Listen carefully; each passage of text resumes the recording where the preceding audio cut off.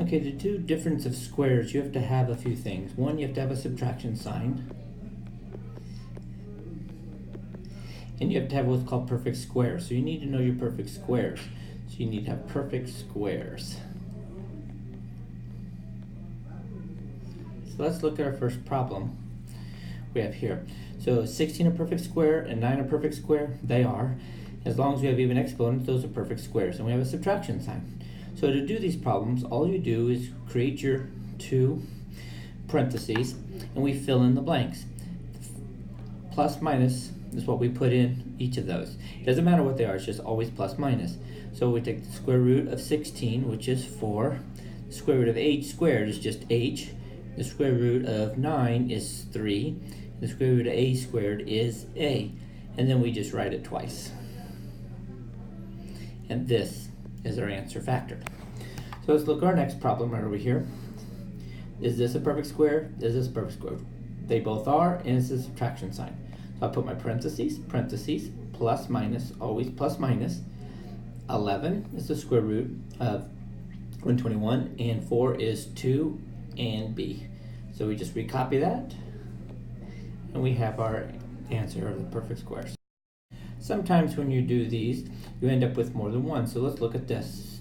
Is this perfect square? It's an even exponent, and this is a perfect square. So I go parentheses, plus, minus.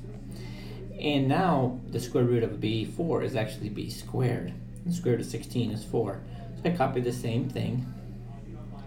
Now, because this problem has a subtraction sign in perfect squares, we have to do it again. Now, the b squared plus 4 doesn't because it's not a subtraction sign, but this one is. So I'm going to do that one twice. And once again, plus minus. The square root of b squared is just a b, and the square root of 4 is 2. And because none of these are perfect squares, this is our final answer. So now let's look at this problem. I'm looking for, right there I have a greatest common factor, which happens to be 3 and g. So when I factor out that, I get 9g squared minus 1. And then you check in parentheses. Well, in the parentheses, we have perfect squares. So I have my 3g as part of my answer, but then I have my two parentheses because it's difference of squares, plus minus, and that becomes 3g1 and 3g minus 1. And so my answer ends up being this entire factoring. So we're looking at first greatest common factor. So we're always looking for the greatest common factor, and we have a 5 and an x. So if I take out the 5 and the x, I'm left with x to the 4th power minus 9. Then you check parentheses, and in this case, this is a difference of squares. So I still have my 5x, but I have my two sets of parentheses now, plus minus. And I split the exponent, and I take the square root. So I split the exponent and take the square root.